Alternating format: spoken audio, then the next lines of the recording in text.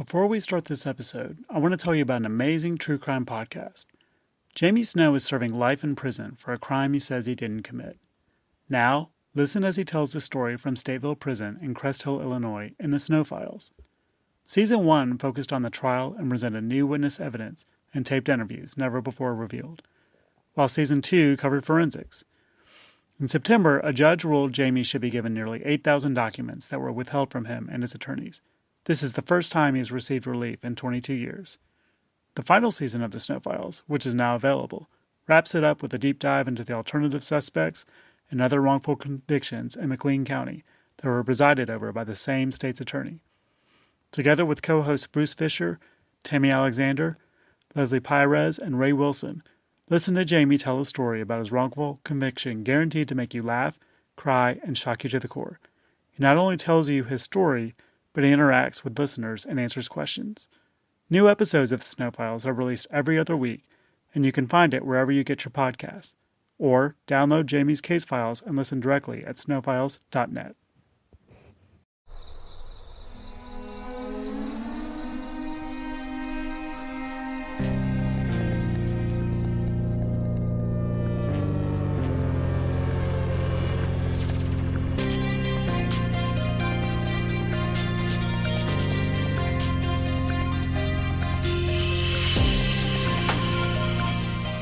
My name is Charlie Moss, and I've been a freelance journalist and writer for more than 10 years.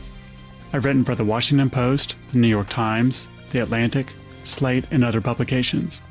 I also used to work for an online camping magazine called The Dirt. It was there that I wrote about a haunted campground just outside of Stanton, Virginia. The more I dug into the story, the more I realized that this wasn't just a simple Halloween ghost tale. It was something much deeper, much more profound than I ever imagined. And I've spent the last 3 years finding out as much as I can about what happened at Braley Pond. This is episode 6, The Shadow People. So this thing is more of it feeds on soul energy. That's what it's after. It needs soul energy. It's collecting these souls. And so you could imagine all those soldiers out there, all these dead, lost souls.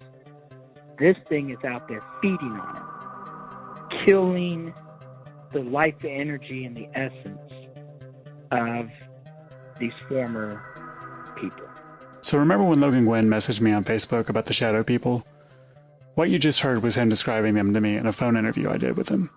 And I gotta say, everything he told me was incredibly entertaining. And we'll get to all that here in a bit. But first, a little background on Logan and what he, does. Logan and his wife Brynne aren't originally from Stanton. They moved into the area in 2018, and as of this podcast, have since moved back to Florida.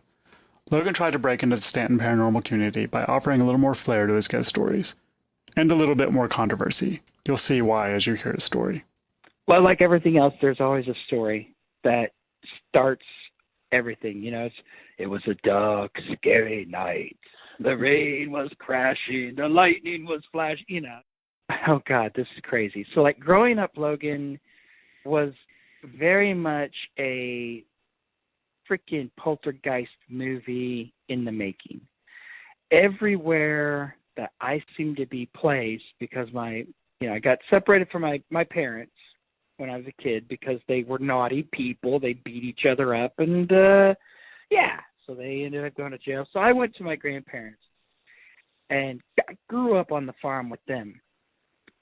And they had one of those, really old speakeasy, old speakeasy, basically, is that's what their house was at one point, back in the, early 20s.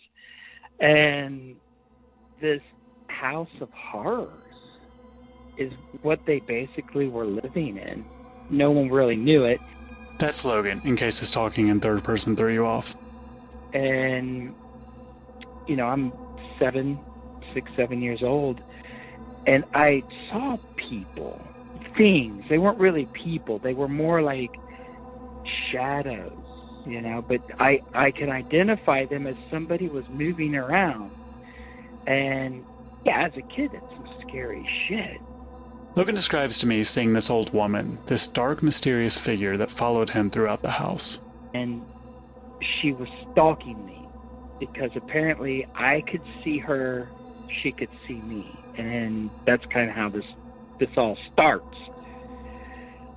So she was coming in, and it was scary, and then she would get on me and get on top of my chest, and I couldn't breathe, and I couldn't cry out for help, and I just, at some point, I grabbed her head.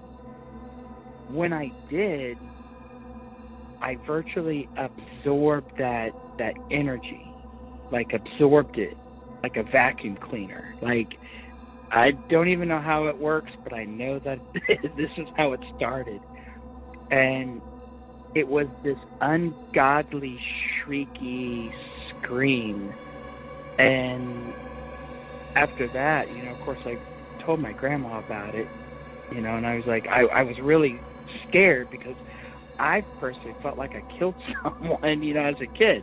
Logan's grandmother alerted her pastor about her grandson's confrontation with the elderly shadow lady. Me going to this pastor, and he's asking me these questions about, like, did they ask for me to join the service of Satan? That's what really awakened me. But it didn't stop there. Logan became more sensitive, similar to Shea. It wasn't other energy he was picking up. It was full-blown apparitions. He would see men and women dressed in 1920s clothing and hear them talking. Remember, Logan said earlier the house used to be a speakeasy. But it wasn't just murmuring he could hear. He could understand what they were saying.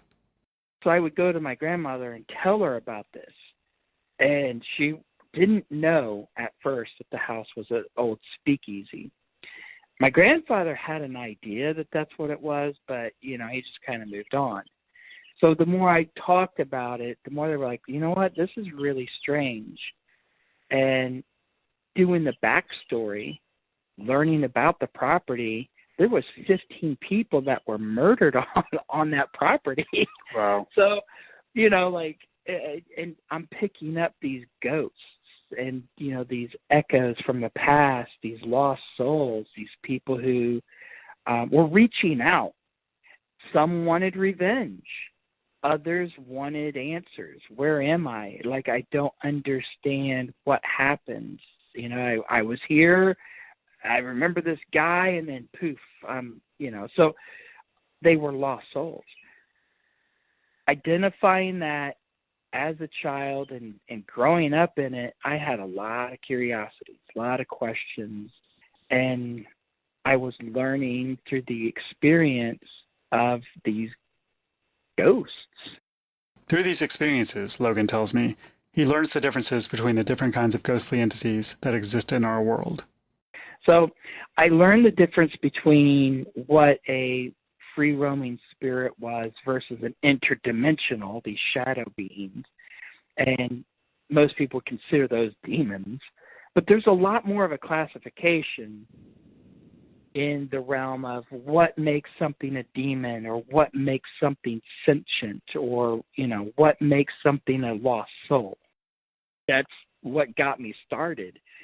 And as I progressed through the years and I got exposed, because, again, we're talking exposure.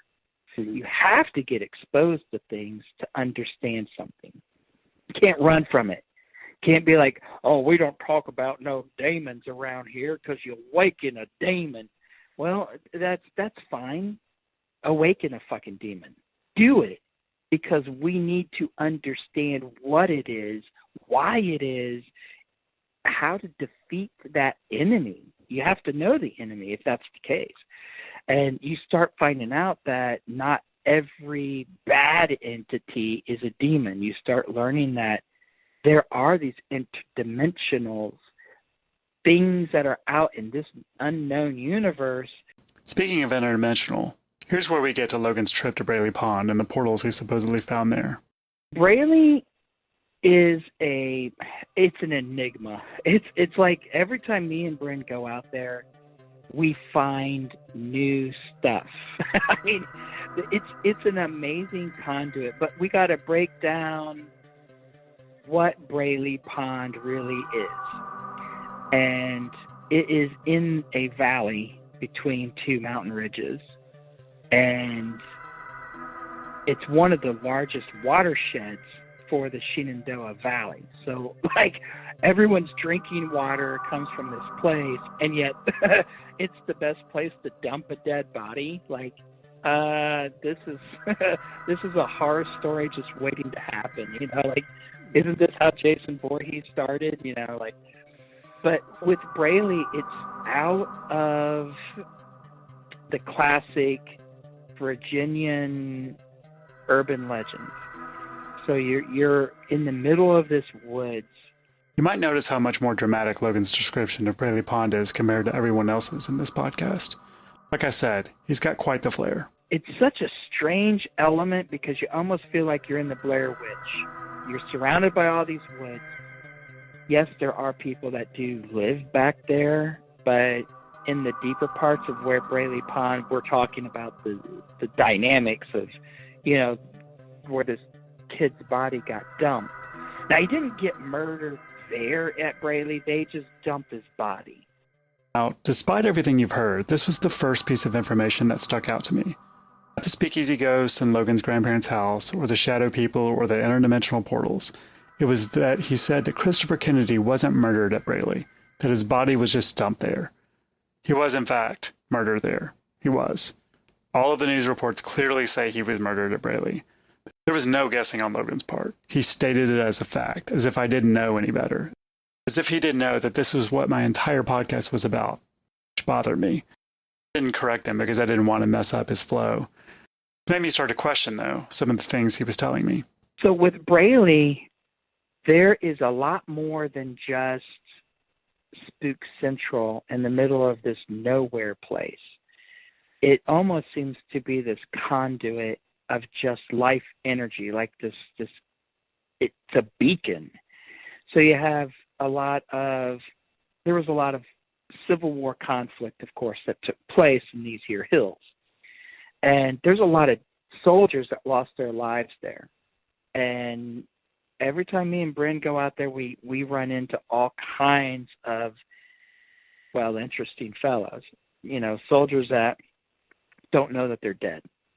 They're still living in that very moment. So they're stuck in this repetitive cycle of what their former lives were.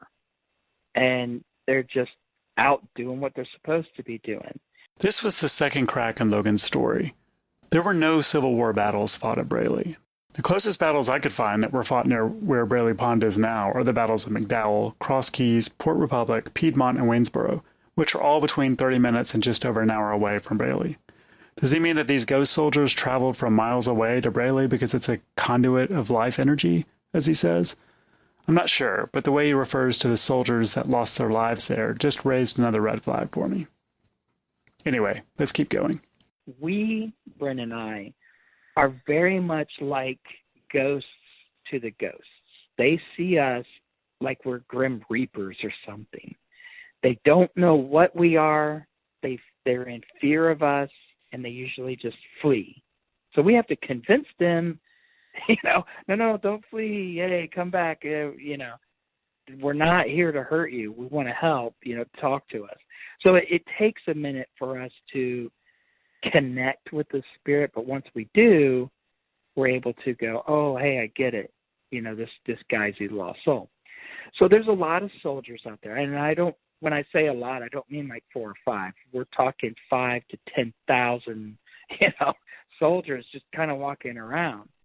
Okay, so again, 5 to 10,000 ghost soldiers making a pilgrimage to Braley from the battlefields where they died.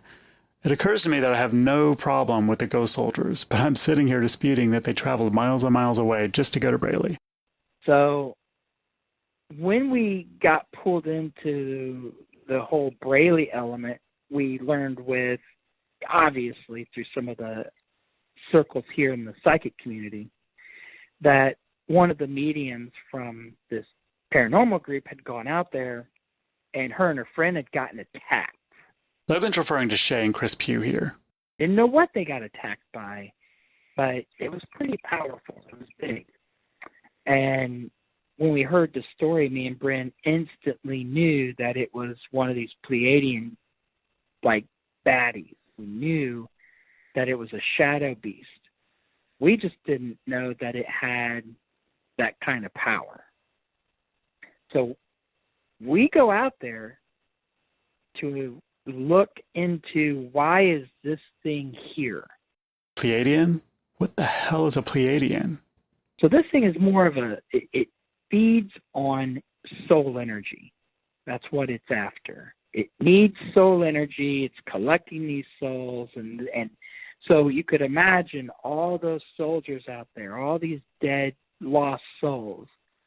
This thing is out there feeding on it, killing the life energy and the essence of these former people. So, of course, Brynne and I, we go out there, and we didn't understand, how is this thing even here? Like, it can't possibly come into our realm because it's an interdimensional. That's pretty much, they are not from this planet. You can call them alien, whatever. So let me stop here for a minute. We've gone from energy work to ghosts and now to other dimensions and possible aliens. I'm not quite sure what to make of Logan. Part of me wonders if this is all bullshit, if he's making all this up to get attention. I mean, he did seek me out, not the other way around. But the other part of me wonders if he actually believes this is true. Am I a fool for even listening to this guy? So we needed to identify, how is it getting to this planet? Like, how is it getting access to here, you know? And this friend of ours took us to a very weird spot in the middle of this Braley Pond, and it is in the center of everything. It's a very strange, unusual formation. So it's in the middle of all these saplings, these pine saplings, which for some unknown reason grew, within inches of each other, towered up about 14 to 15 foot tall, and there is a perfect circle cut out of these trees. And we're not saying somebody went in there methodically and sawed down trees to make this perfect circle. There is this level of paranormal involvement. It is almost a key shape, an old school key shape, not like today's keys, skeleton key almost. So it's this big circle with a, large rectangle cut out of these trees. It's incredibly interesting. So she leads us there, and we instantly recognize this as a portal. We know that it's a portal. We start moving the leaves, and we could see that this was not a man-made, like, this isn't something that people go out in the middle of the woods ritualistically and make this. Like, this is not where you go and get, like the Lesser Keys of Solomon and learn how to make a portal. This is something completely interdimensional. So now that we understand where they're coming from, we have to now try to shut this portal down so that way whatever is here cannot escape. And whatever planet or star system they're from cannot reinvade. Logan explains the concept of portals to me, or at least his concept of portals. Portals are very connected to elements of nature with elements of energy. So if you take away the energy, you can shut the portal down. Of course, you've got to try to figure out, well, where's this energy source coming from? Because this woodland feels very dead. Like, there's not a lot of new life that's growing. Somehow these trees are surviving, but there's no new life. There's no birds. There's no animals. Like, it's a very scary, dead place. You can just feel it. And so we had to figure out where this energy was coming from. The only true energy source there was all these lost souls, these spirits. So we have to convince these spirits to go left instead of right. And there's too many of them. We're just overwhelmed. there's no way that Brynne and I alone can go in and just collect every every soul and run off with them. Like, we can't do that. So we decided to go to where the portal went into their world, and we made a Dybbuk box. I don't know if you're aware of what a Dybbuk is. I had no idea what a Dybbuk box is, so I later messaged Logan over Facebook after our conversation to ask him. Here's what he said, and I quote, "In the Jewish community, the old scriptures of the Hebrew text trained rabbis how to trap demons. The ritual known as Dybbuk became part of their role and passed down. The Dybbuk box was the key to trapping the spirit. The Dybbuk box is a highly reflective surface inside. We use the mirrors to line the interior, and we add trigger objects. The spiritual energy goes into the box and stares at its reflections for hours. Closing the box, sealing the seams of the lid in wax, placing the word of the Lord upon the lid, waxing or gluing it to the lid's face, wrapping a red silk across the box is to tie it down, and then cast that box where no one can find it and open it. That is a Dybbuk box." End quote. He goes on to explain that certain rituals like sigil, which is a symbol used in chaos magic and other occult activities, can be used to trap spirits inside the Dybbuk box. But Logan doesn't bother with all that. He says, and I quote, "I am more like Constantine when it comes to demons," he says. "No rituals. Punch it in the face and toss it into a Dybbuk while smoking a cigar. I just hate wasting time with chants and bidding spells. Just grab the bastards and toss it in." Quote. Here's Logan again. But we made a Dybbuk, and we put it into the portal itself. Now, once that Dybbuk went to their dimension, it locked it to where they can't get in. So we kind of like plugged up the hole, so now we know that these Pleiadians cannot enter again. So we shut the portal down. What the hell is a Dybbuk anyway? Here's what the oldest continuously published Jewish newspaper in the world, the London-based Jewish Chronicle, says about Dybbuks. Quote, "Before the advent of modern medicine, it was believed that certain mental illnesses were caused by demonic spirits taking control of the afflicted person's body. In Jewish folklore, these spirits were called Dybbuks. They came from the domain of evil. The person could not be cured until they were exorcised, sent back to where they had come from. The domain of evil is called, in Kabbalistic terminology, the Sitra Achra, the other side. You'll have to forgive me if my Hebrew's a little rusty. An inversion of the divine world, it is the abode of dark forces." End quote. So can anyone make a Dybbuk box? It seems like someone on the holier side of things, like a rabbi, would have to create it, or at least bless it, for it to work. If we're talking about good versus evil, the righteous and the damned, right? To me, it just seems like, if they actually exist, would be rare and require training. Like the Jewish equivalent of an exorcist. I scoured the internet for more information, and what I found first was the story of writer and creative professional Kevin Mannis. Mannis seemingly coined the phrase Dybbuk box to describe a wine cabinet he was selling on eBay in the early 2000s that was previously owned by a Holocaust survivor in Poland. Supposedly, it had never been opened because a Dybbuk was locked inside. It had been bought and sold several times over the years, with several people claiming to have experienced strange occurrences when in possession of it. Mannis himself said he had terrible nightmares while it was in his possession, before he sold it. His mother supposedly had a stroke the same day he gave her the box as a birthday present. If this story sounds familiar, that's because it inspired the 2012 movie The Possession.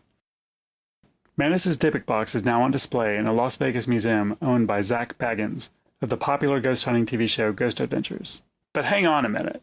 I then found this from Kenny Biddle on Skeptical Inquirer, the skeptic I talked to in episode 5. He addressed the Dybbuk box in his Closer Look column in January 2019. This is what he wrote. Quote, "Despite what various owners would have us think, the infamous Dybbuk box is not a haunted Jewish wine cabinet from Spain, but instead a minibar from New York." Biddle also wrote that he believes Mannis created the Dybbuk box story from whole cloth, as he says, and that, quote, "this elaborate story that started the entire legend was not an account of real supernatural events, but instead a fictional backstory he came up with to sell an ordinary and incomplete minibar." End quote. Well, okay, that seems to confirm things. But I still wanted to be sure that maybe I wasn't missing something. Maybe there are others that folks like Logan use to capture spirits. So I asked Logan to provide me more info. One of the resources he sent me is a website called the Dybbuk Box Store, an online store selling, well, Dybbuk boxes. This site doesn't make Dybbuk boxes. It sells Dybbuk boxes already in existence from collectors all over the world. They range from $14 up to $180, come in various sizes, and are typically made from wood with wax to seal them. Each one is adorned with different objects that symbolize or are somehow related to a person who died, or is presumed dead, like small stones, fabric, and most commonly, an old photo, some of which are really disturbing. I won't go any further than that. Names of the victims are not revealed, and each box is shrouded in mystery as to the history of when the box was made, where it specifically came from, and the circumstances behind the death. I've got to admit, this site gave me the creeps as I browsed it, but I wanted to find out more about Logan's spirit capturing device. The Dybbuk Box store explains that, in its simplest form, and I'm quoting here, these boxes serve as barriers between the living world and any force that should not be here. It goes on to say that there is no standard Dybbuk box, and the boxes either contain or are decorated with almost any kind of objects related to the entity or spirit it was made to capture, like hair, bones, burnt ashes, handwritten messages, and photos, as I mentioned earlier. So, did the whole Dybbuk Box phenomenon start with Kevin Mannis? Is it really all a hoax? The whole concept sounds ridiculous. I watched plenty of YouTube videos with people opening them just to see what all the fuss is about. Anyone can fake a demon possession or haunting with the magic of video, right? During the making of this podcast, I went down a rabbit hole like you wouldn't believe, trying to learn as much as I could about the Dybbuk Box. In fact, I wrote an article for Input magazine about it, and I talked to Mannis himself, who told me this. Charles, I want to tell you something. I am a creative writer. I have been a writer for a long time. The Dybbuk Box is a story that I created, and you were the first one to be told this. And to get complete transparency, I want you to know that after exactly 20 years, I created it. It's my creative story. And the Dybbuk Box has done, the story of the Dybbuk Box has done exactly what I intended it to do when I posted it 20 years ago. Which is what? Which is to become an interactive horror story in real time. Make no mistake about it, I conceived of the Dybbuk Box, the name, the term, the idea, and wrote this creative story around it to post on eBay for it to be an interactive real-time horror story.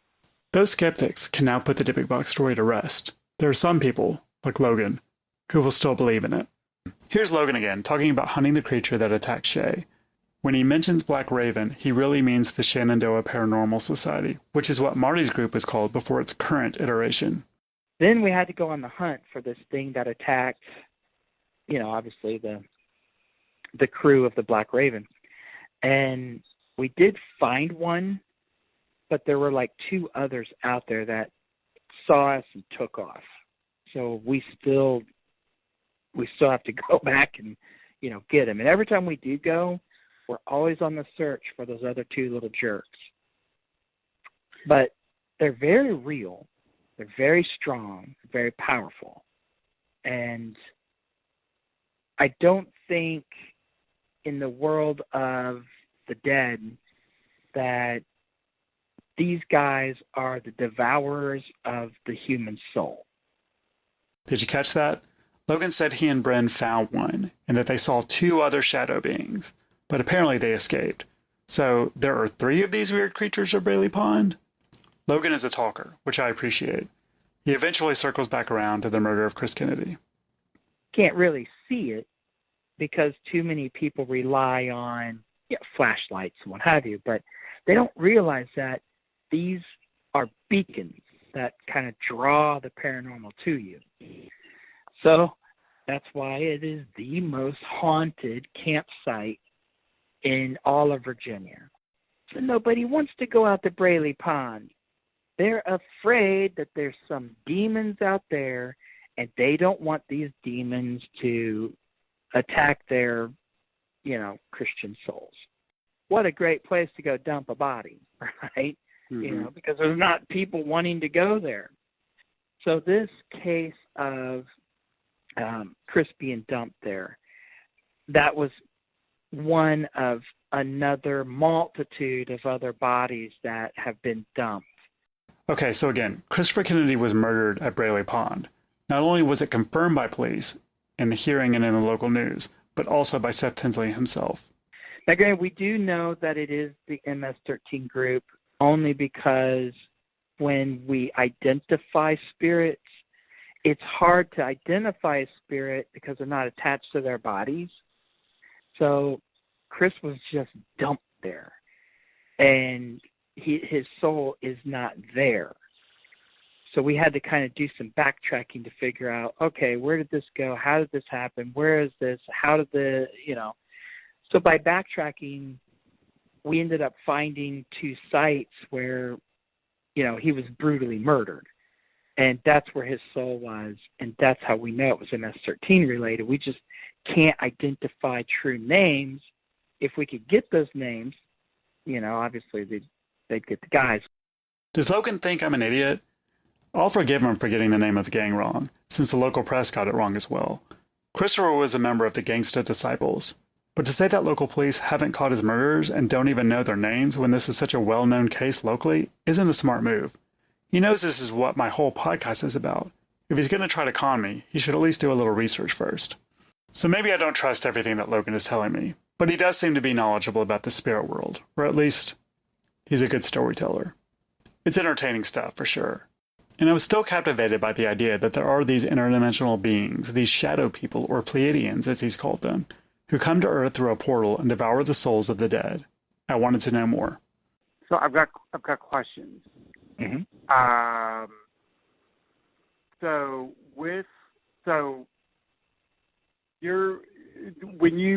When you talk about like a portal being a Braley Pond, this is just me and my lack of knowledge of kind of this world. But I think of like Ghostbusters and Zool and like how that building was a portal to another realm, right? Right. So as you'll notice, the only way I can make sense of everything I hear while making this podcast is to associate it with pop culture. Sorry about that.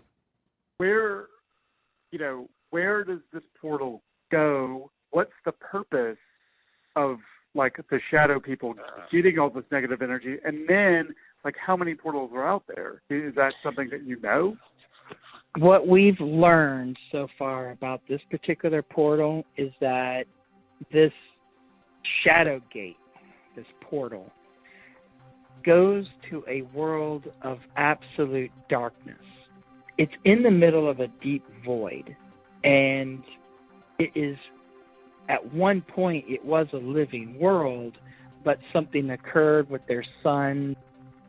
That world fell into darkness, it fell into shadow, and it's in a dark space region. It's not so much an interdimension or another dimension so much as it is intergalactic space. But their energy and their essence, much like on Earth, we have a outworld, which is where souls tend to go. So this cold, dark, dank planet is ruled by what we can call the Shadow King. And these are terms that I can only put into best definition so we can tell a better story of what happened. So this Shadow King, our understanding is that particular world, they were a world of hunters and warriors, and they cruised the galactic core. They were just these warmongers. And when they had a star do what it did, shattered, exploded, got pulled away, whatever happened, their world just suddenly died. Is everyone getting this so far? This portal at Braley Pond leads to a dead, dark planet that was once filled with hunters and warriors and is now ruled by a Shadow King. Okay, let's keep going. Their essence, their beings, what they are, remained, much like a ghost. But because they were already interplanetary, they have the understanding of traveling through space and traveling through different, obviously, solar systems. So they understand it. They also understand how to make portals. And they use dark matter as a means of travel. So they have to make these connecting spots, this raw, pure, negative energy to connect their world to ours. That's why we call them interdimensional, if that makes sense. Because that's the only way we can wrap our heads around this. It's a portal gate. So this shadow gate allows them to travel from their world to ours. Their purpose is coming here. They devour souls, they build up energy, and they take that energy back to their planet. We're understanding that it's trying to feed this Shadow King, to bring the Shadow King back to life. Like, I don't know if he's in a state of rest in a spiritual sense, but they're trying to give this Shadow King life so he can travel on a gate. And they want to bring him here. So the purpose of the portal is so that these shadow beings can come to Earth to devour lost souls, which they can then take back and feed to their Shadow King, so it can travel to Earth. There are thousands upon thousands of these shadow gates, tendrils, stuck on this planet, just in all these different key locations. The areas that we can identify this particular portal, and we did start a portal search a couple months ago, so we're looking to see how many more portals there really are out there, if anyone can identify them. Logan tells me that he and his wife Brynne are working to identify all of these portals and then attempt to shut them all down. He explains what they're looking for as they track these portals. So our understanding is that it has to be nature. It can't be man-made structures. So that means we're looking for woods. We're looking for woods that have a lot of spiritual activity and a lot of war, death, things of that nature. So these are just basic prerequisites for what would make this portal work. So if it's isolated and it's away from a lot of people, that's going to make that portal really strong. If it's in a large community and people are aware of it, it's going to be a weak portal. What happens when the Shadow King comes to our world? What happens then? Our understanding would be this, that once the Shadow King is here, then you're talking about this multitude of possession and people dying and energy taking over the dead, and not the zombie apocalypse, but we're just talking about these energy beings will invade the bodies, devour your soul, and basically take over the flesh. And that's kind of what we believe is their end game. How we got some of this, if you will, information is that when we got a hold of that Pleiadian, again, we're talking about, I have the ability to vacuum energy, especially negative energy. So it enters me, and I kind of devour it. When I do, I take on its emotional state of mind, if you will. So I kind of got these impressions, almost like visuals of what was in its mind. I asked Logan why these Pleiadians, or shadow people, chose Braley Pond to build their portal, or Shadow Gateway as he refers to it. Mm-hmm. As long as there's a large body of water, it is like a mirror. And if you have a mirror, you have a gateway. If you can have a gateway, you have a place for energy to converge. So when we looked at Braley Pond from a satellite view, there's some crazy, weird structures going on around that body of water that even we can't define. But we know that that water is the reflective surface of the mirror. So we believe that the Shadow Gate requires reflective surfaces. You take away the water, you take away the portal. That's kind of in our head, that's what we thought. And in that concept, we then started thinking, well, what's the best thing to give negative feedback to a reflection? the reflection of the reflection becomes this infinite level of reflections. So it's almost like a trap, if that makes sense. So here's where Logan's Dybbuk Box comes in. Remember, he and Brynne decorated the inside of it with a bunch of mirrors. So their idea was that they capture the shadow being inside the Dybbuk Box, which is inside the portal. Then it's sent back to its own world. Is anyone else getting a Superman the movie Phantom Zone kind of vibe here? To recap, Logan and his wife, Brynne, captured one of 3 interdimensional or intergalactic shadow beings in a homemade Dybbuk Box, the same one he suspects attacked Shea back in 2003. Logan then sucked all of the negative energy from this Pleiadian being as a way to get the intel it was carrying, via the Shadow King, which was this: to travel to Earth, suck the souls of the living, take over our bodies, and rule our world. This takes the popular online theory among the paranormal community that all these hauntings could have just been the ghost of Christopher Kennedy to a whole other level. I know, I'm giving Logan a lot of shit here, mainly because he got his facts wrong about some easily accessible information, and he tried to pass it off as truth. But still, he's a pretty fascinating guy. I mean, does he actually believe all of this? Or is this just part of the Logan Guinn show? A way to attract attention to himself? I don't know, but it's piqued my curiosity. Stanton's ghost community may have shunned him, and with good reason, from what I understand. But there's no doubt I want to know more. After my conversation with Logan about Pleiadians and portals, I started asking other folks about it.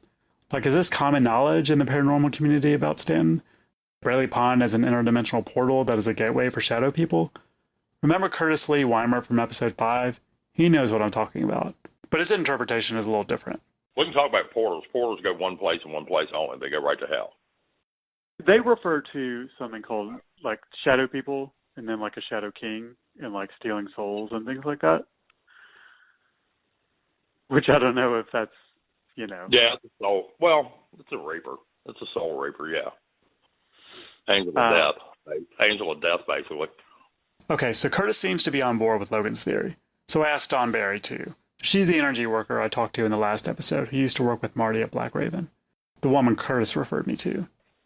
When you start talking about portals and Pleiadians, I think some of these words are just kind of, they're ways to define things based on different perspectives.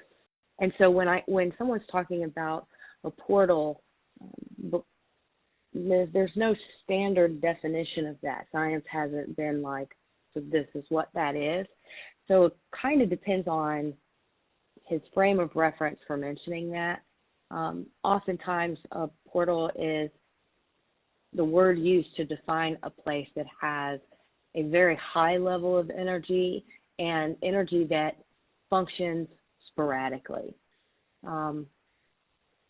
Would I agree that there's a portal at Braley Pond? I would probably not. But do I understand why that association is being made? Sort of. Because I would say that there is a very high level of energy in that area. But anything about the Pleiadians or anything like that, I think that's a totally different, totally different conversation that doesn't quite go with Braley's Pond. All this talk of Pleiadians makes me think of something Shea's son Zach mentioned during our phone call a few episodes back. Besides seeing Christopher Kennedy's ghost, Zach did experience another strange phenomenon back in January of 2009 when he was around 13, along with his siblings, Shea, and his grandmother Jennifer. It involved these strange shadow creatures. We, growing up, had a thing outside of our house that we could never explain. And it sounds kind of far-fetched, but it was a Jersey devil. And it wasn't the chupacabra. It wasn't what the Mexican Spanish folk tales of it. It was a presence from another world. And it was things like we never officially got to see it, but you would hear it. It had blood curdling screams, like almost mixed between a screaming woman and a train was how the only way that you can explain it. And it never hurt us. It never did anything to make us believe that it was going to hurt us, but it scared the hell out of us. We had one instant that when my little brother was younger, he was at my parents went to see a movie, something about it. He was maybe 4 or 5 at the time. And I was 15, 16. I was upstairs in my room, and my sister and my little brother were downstairs in our kitchen. And there was a door leading to our kitchen that led outside that had a big glass window in it. And my little brother, my sister said that she looked over at my little brother, and he was white as a ghost and stone still, and he wasn't moving. And when my sister went over to figure out what was wrong, he started screaming, just blood-curdling screaming, saying that it's outside, it's trying to get me to come outside. And we couldn't figure out what. And he as soon as my mom came home and calmed him down, he finally said, "It's Zach, me, outside with black eyes telling me to come outside, waving me to come outside." And the second that my sister interacted with him, I was gone. Our family is not normal in the slightest. Back when we first started talking a few years ago, Shea sent me this really long email about another story her mom Jennifer told her, something she referred to as the fire triangles. She prefaced it by saying that I'll most likely question a lot of it, along with her credibility, which she respects. At the time, this story was fairly new to me, so a lot of what she wrote I did question, and frankly found hard to believe. But now that I'm entrenched in this story, what she writes, and what her mother eventually tells me, aren't that far-fetched. Though I'll say I still have a difficult time believing. I'll read part of the email now, but please note I've cut out a lot of it for brevity. She starts out, "In January of 1983, I had just turned 15. We had moved to the mountains, where my parents still make their home, in 1978. From my earliest memories, those mountains never felt normal. There was always an undercurrent of something hidden just under the surface, something powerful and complex, and not always, but sometimes, dangerous." Let me interrupt Shea's email a second to add some context here. Shea's parents live around the Shenandoah National Park region, with acres of forest for her to explore and the Blue Ridge Mountains practically in her backyard. Okay, back to the email. Strange things always went on there, even before the winter of 1982-1983. I suspect that these things had been going on here for a very, very long time. They certainly didn't start that winter, but that was the first time that there was any actual evidence recorded. Jennifer, Shea's mom, is a freelance outdoor writer and photographer. Part of her work was hiking in the woods and snapping photos relevant to whatever story she was working on at the time. Shea goes on to write, "She struck off into the mountains to take pictures of animal tracks in newly fallen snow. She was gone much longer than she normally would be, late into the afternoon. I was home from school, and she wasn't back from the mountains yet, which didn't really make me worry, but I thought it odd. Not too much later, she came busting through the door, all excited about a set of tracks that she had found. She had followed them for miles, which is why she was so late getting back. The tracks were not identifiable as any animal that resided in our mountains. Our family hails from true mountain people that were uprooted when the parkway was installed. We come from the mountains, we know the mountains, so yes, she was positive that the tracks were made by something unknown." Here's Shea's mom, Jennifer, explaining the mysterious tracks she saw. I would just take my camera and hit the woods, hit the mountains back here. This particular place is just a very, we call it the Y. You walk up a road that we put in, and then it splits, and the paths go two different ways. And I went to the left, took the left branch of it, and I came up on these tracks. And they came from nowhere, and they left to nowhere. Mm-hmm. And it was just a long stretch of them. And I'm just standing there, and I'm taking pictures of them and trying to figure out what in the world they are, and couldn't come up with anything. So then I was taking a bunch of other tracks, because I was doing an article for Virginia Wildlife on tracks in the snow and helping people identify them. And so anyway, I sent that in, and they published it and actually used, it was a full-page color photo of that particular track through the snows and the trees. And same thing, nobody could identify it. Jennifer tells me the tracks remind her of old-fashioned biscuit cutters because the center of the track popped up like the middle of a biscuit. Here's Shea talking about the significance of these tracks. The very first actual, significant thing, there were other odd things that you just really couldn't put your finger on, no proof. It was just kind of like, gosh, there's some weird stuff that goes on up here in these mountains. But this was when I was a kid. But the very first thing that you could look at it and go, hey, this doesn't belong, was in January of 1983. And that's when my mom found those bizarre tracks in the snow in the mountains behind our house. And if I recall her, what she told us when she got back from taking the pictures, they would go up to an object, a tree or whatever, and would stop, but just then appear on the other side. It's still in a straight line. There wasn't any evidence that it went around the tree. It was just stopped on one side, started on the other.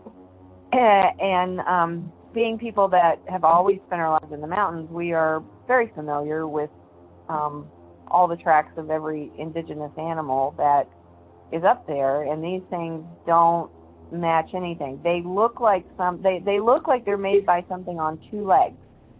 It's not four legs for certain. And they're this odd kind of roundish indentation with what almost looks like a biscuit in the middle of it.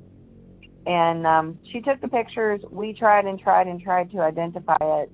And at that time, we worked really closely with the Department of Game and Inland Fisheries and the game biologists and everybody. And the game biologists could not identify it. So it actually ended up on the cover of the magazine Virginia Wildlife. The tracks, Shea said, were never identified. What happened in the months and years that followed, Shea believes, leads up to what happened to her at Braley Pond. As time went on and we began to notice these smells, these horrible smells. It was like sewage. And there were sounds and odd things happening around our houses. And the one of the weirdest things is that before the activity really began to take place down close to the houses, we started hearing these noises, screaming. I can't even quite describe it. I've never heard anything like it, but it would start out as a very high-pitched, very, very loud scream that would fall, almost on a musical scale. It would fall down into a low guttural noise.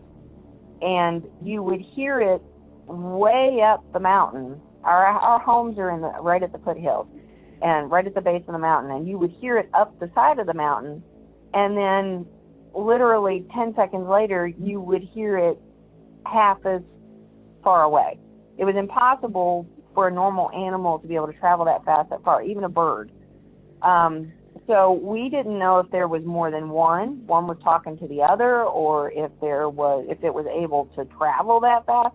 Growing up the mountains, Shea says she knows the sounds of bobcats and other wild animals that live around there. This was something unlike anything she'd ever heard before. As time went on, then human screaming seemed to move from up in the mountains down closer to her property. And you could always tell when it was around, because even if you didn't hear it or see it, you could smell it. I mean, we would open the back door to let the dog out, and it was like walking into a wall of raw sewage smell. Really, really nasty. And so we took to calling it the Woogadoodie. I don't even know where that came from, but that was just, we didn't know what else to call it, and we started calling it the Woogadoodie. If you had a hard time understanding the name Shea and her family called this weird thing, instead they started calling it the Woogadoodie. Something else Shea noticed was, whatever this thing was, it always showed up in the fall, never in the warmer months of the year. It was never there in the warmer months. It only showed up in the fall, and what time of the fall it showed up depended on the weather activity and the temperatures.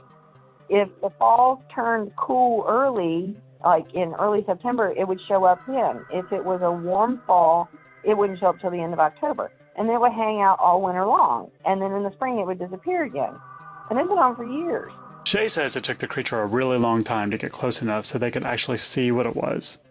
And we had a cafe in Stanton, and I was coming home late from closing up the cafe one night, and it had been really, really active that fall and winter, and this was about midwinter, and I pulled up in the driveway, and I could see it behind the trash barrel, and it was real light colored, and it was fairly short. The trash barrels were 50-gallon steel drums that were set up on concrete blocks.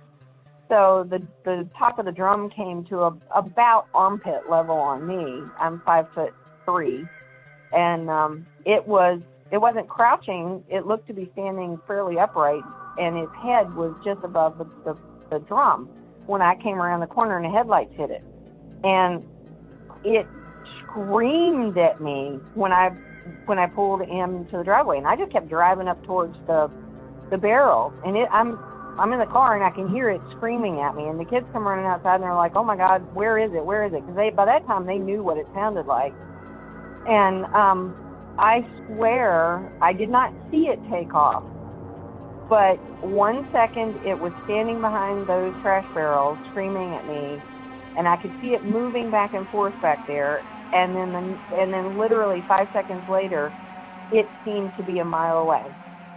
And it was pitch black outside except for my headlights. Not too long after that, the same winter, Shea's mom, Jennifer, was driving on the back roads to get back home and saw something. And it was a fairly well-lit night. The moon was out, and you could see fairly well, and she was coming up one of those dirt roads straight towards the mountains. And it was standing in full view on the right-hand side of the road in a field right next to the road.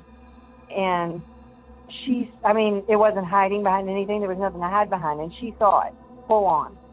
And she up to that point, she was the only one that had ever actually seen it.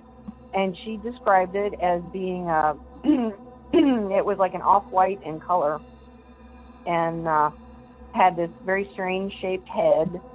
And it was about the same height as what I described, around 4 foot tall or so. And she said that when she first saw it, she couldn't believe what she was seeing. Here's Shea's mom, Jennifer, describing what she saw. I was coming in one of the roads out here, and there's a drop-off on the right side, and as I drove past, there was the oddest creature standing there down in that drop-off. And it had a big chest, again an elongated face. The two legs were forward more than like a deer or something, and the chest was just big. And I couldn't see any back legs. And I'm thinking, oh, I really didn't see that. So I turned around and went back, and of course it was gone. Now, I know it seems like I'm getting away from Logan's Shadow People Pleiadian story here, but bear with me, I'm almost to my point. There's another creature sighting Shea and her mom tell me about. My mom and I were coming home from a paranormal meeting with our group, with Marty's group, the Shenandoah Valley Paranormal Society. And it was in January, I remember that. And I want to say it was 2004, but I don't know that for sure. I have to look and see. But we were coming home, and she was driving. I had ridden with her. And to get to my house, you pass her driveway and go down the road a quarter mile, and then you turn into my drive. And we had slowed down, and we're getting ready to turn into my driveway. And all of a sudden, in her window, in her driver's side window, it appears. Its face appears right in her window. And both of us caught the movement out of the corner of our eye, so both of us turned our head. And we were going really slow at that point because she was turning into my driveway. And it's just hanging there, staring at us. Here's Shea's mom, Jennifer. When we came back, there's this pine woods that we drive through between her house and my house. And just hanging in the air on the left side in the pines was this elongated face with no body. And I'm thinking, is that an owl sitting there? Because it was an elongated thing. And then it just went up and over the car and actually towards Shea's house. And I didn't say anything because I thought, man, I haven't been getting out enough. Mm-hmm. And Shea said, tell me you saw that. I said, okay, I did see that. What the hell was it? Now back to Shea. It was very horsey looking. It had a very elongated face, which matched the description that she gave us when she saw it standing in the field. And I mean, it didn't last but a second, but both of us got a full view of its face, and it had these big eyes and this long horsey type of face, and you really couldn't see the rest of it because it's pitch black. It's like 10 o'clock at night in January, so of course, you know, the sun goes down early, and then all of a sudden it disappeared from her side. I mean, it didn't run. It didn't run around in front of the car. It didn't walk away. It disappeared. And as it disappeared, both of us noticed that we saw, you know how, like, if you take, like, a flashlight or something in a really, really dark room and you move the light really fast, your eyes will see the trails behind it. Mm-hmm. You know, that. Both of us saw what looked kind of like a trail of light going upward. At first, Shea and her mom thought all of these sightings were of one mysterious being, but over time, they began seeing it more and more. And what they saw evolved from just glimpses of shadows out of the corners of their eyes to the sounds and smells Shea described earlier. And then eventually, as you've just heard, to full-on appearances. That's when Shea began to put together that it might not just be one creature that they were dealing with, but multiple.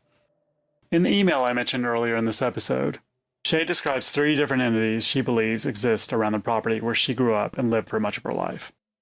Shea and Jennifer believe one of these creatures made those mysterious tracks in the mountain snow that nobody has been able to identify.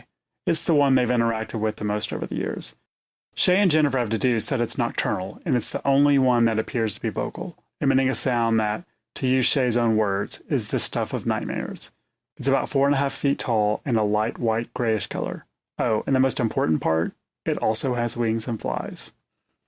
The next one Shea describes is small in stature with gray skin.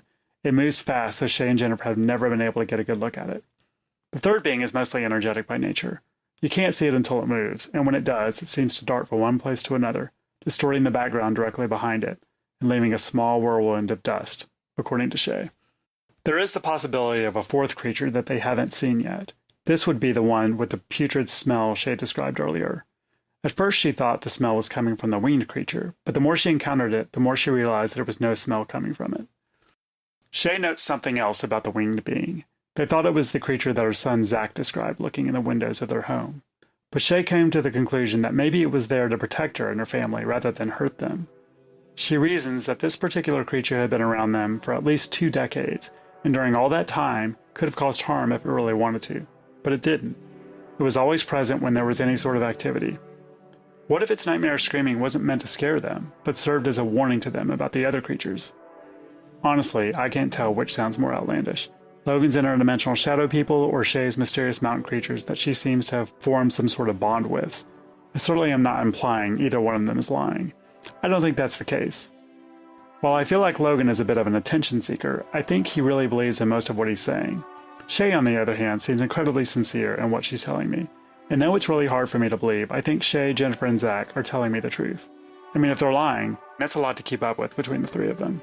So if you're open to the idea of this whole scenario, then the question arises, where in the hell did these things come from? The answer, it seems, lies deep in the Blue Ridge Mountains. Here's Shea again. So along about that time, we started having these weird fires up on top of the mountains behind our houses. And they would just start out of nowhere, and they would burn a whole bunch of acreage, sometimes hundreds of acres at a time. And the fire service would go up. My dad would help them, and they would get up there on top. And this is rugged terrain. You can't drive to it, so they would have to haul in all this stuff. Shea and her mom Jennifer refer to the area where these fires occurred as the fire triangle, because the location of the fires form a triangle when you view it on a topo map. These fires started happening between June and September for a number of years.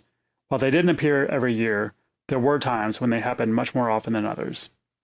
Shea's parents were close with the forestry and park service personnel because their property sat at the foot of one of the mountains, which provided the easiest access to the fire triangles. Whenever a fire appeared, the forestry and park services would set up headquarters at their house. Shea's dad knew the mountain terrain better than most of the personnel and would always lead them up the mountain to see the location of the fires when the first wisps of smoke appeared. Sometimes they had to bring planes in and dump chemicals on it to put them out. So we thought that was really weird because the fires kept starting in the same spot, and this is not occupied territory. There's nobody's up there. It's the top of a mountain it's just nothing there. Nobody even camps up there that I know of. So we kept thinking that was kind of odd, but really didn't have any proof about it, about maybe where these things were starting from. We kept thinking maybe lightning or whatever. In the same long email to me, Shea notes that these fires have been investigated at length by Forestry and Park Service personnel, and their findings are this. The fires were not caused by lightning or campers. In fact, Shea writes, their origin does not appear to come from the mountain surface, but underneath it. The problem with this theory, though, is that the geology of the area doesn't support it. There's no coal or other combustible natural materials below ground, Shea says. There was one forester, though, who had a theory. He said he thought there seemed to be a series of underground chimneys that the fires came out of. He also told Shea that he noticed other strange things that couldn't be accounted for. Though Shea pressed him for details, he refused because of his position with the government. But he did hint at something that, quote, didn't belong there. He basically told us that the origin of the fires was underground. There was some sort of small chimneys up there that went from ground level down. And he said, I don't know what they connect to, and I don't know why there would be fire coming out of them. He said, but as far as I can tell, that's the origin of these fires that keep occurring that form the shape of this triangle. And so at that point, of course, we had more answers, but everything was just, it was just more and more and more questions. In the conversation I had with Shea's mom, Jennifer, I asked her about Logan's theory of the portal at Braley Pond, expecting her to immediately dismiss it. She didn't, and to my surprise, she mentioned the strange fires on the mountains behind her house. Okay, here's my take on that. I'm smiling to myself as you're talking about stealing energy, taking it back to the Shadow King. Okay, we have one of those portals here on the mountain right behind us. Okay. Okay. That and yes, Red Cameron picked up on that real quick and said, that that portal is there, and you do have beings from other dimensions coming into that portal. In fact, she said that that particular area was like if they held conventions, that's where they held it. Red Cameron is a nationally recognized psychic who was friends with Jennifer years ago. She no longer lives in the Stanton area. I couldn't find much about her online, but I did find her Facebook page. Red doesn't seem to be that active, though. I did send her a message to see if she'd respond to an interview request, but so far I haven't heard back from her. I asked Jennifer if this portal she was referring to has to do with the strange mountain fires behind her property. Is this the fire triangle? Yes, we have had so many fires back here. The summer after Thurman was chewed up in November, and the following spring, summer, we had 3 fires back here, to the point where the park people, because we joined the Shenandoah National Park, they came and asked if we had any enemies. But it's naturally occurring fires, okay? And it has to do with the ore in the ground, okay? Okay. Because we have that much ore in the ground, it probably does magnetically draw things into that area also. Okay. See what I'm saying? But yes, we have a portal. I'm not going to tell you that we have that these beings are coming in to steal energy and do all this, and take them back to the Shadow King. That does sound like a conspiracy theory. So I won't go there. And I know I have a friend who is just so convinced that these shadow people are everywhere among us. I think I would feel them if they were anywhere near me, okay? And I think Shea would. I think people like us would know it. But this is television programs, okay, that create all this mystique about the gray people, the shadow people, okay? I don't know what you would call them. To me, they're not shadow people because I can actually see things like what we saw out here. They were not things from this world, okay? So, yes, that portal was open wide at that point. Now, as far as the portal, at Braley, yes, we could close the portal, but you better make sure everything is on the other side. Out of all the people I've interviewed for this podcast, Shea is the one person I've been in contact with the most. As someone who's never dabbled in New Age communities or done much beyond acupuncture or little Tai Chi, Shea's and her mother's outlook on the paranormal, of life and existence, and the energy around us is unlike anything I've ever heard before. Unlike paranormal investigators who might be looking for ghosts in particular, or UFOs or Bigfoot, Shea is taking all of these phenomena into account, because to her, it's all connected. And so when you start looking at all this stuff, you start looking at people want to take all of these events and they want to compartmentalize them. They want to define demon activity as one thing, and they want to define ghost activity as another thing, and they want to put Bigfoot in another category, and they want to put visitations and by extraterrestrials in another category. And by definition, based on perception, yes, you certainly could do that. But if you get underneath of it, if you get underneath of all that and you look at it for what it is, there is that common thread of energetic connectivity between all of it. Mm-hmm. That's the basis of it. So what does that mean exactly? What's Shea trying to say? That everything we know about urban legends, from the Mothman, Bigfoot, and Jersey Devil to ghosts and UFOs are all the same? Do we compartmentalize these things because of the way we perceive them? If that's the case, what does that say about the possibility of life on other planets, or our reality? It's a lot to wrap my brain around, but I know this much. Not only do I now want to know more about these shadow people or Pleiadians, but I also want to find out more about these supposed portals. I've got a few ideas of who I can contact. What Happened at Braley Pond is produced by me, Charlie Moss. The exceptional Bill Colrus is our story editor. Our music and sound design are by the legendary Mike Trebilcock. Our website, which can be found at www.braleypondpodcast.com, was created by the outstanding Ashton Lance. Our podcast logo was designed by the phenomenal Shelton Brown. Additional artwork is by the incredibly patient Keith Finch. Special thanks to Monty Brock for his scientific insight, and my wife Vanessa, who was overwhelmingly supportive during this 3-year process.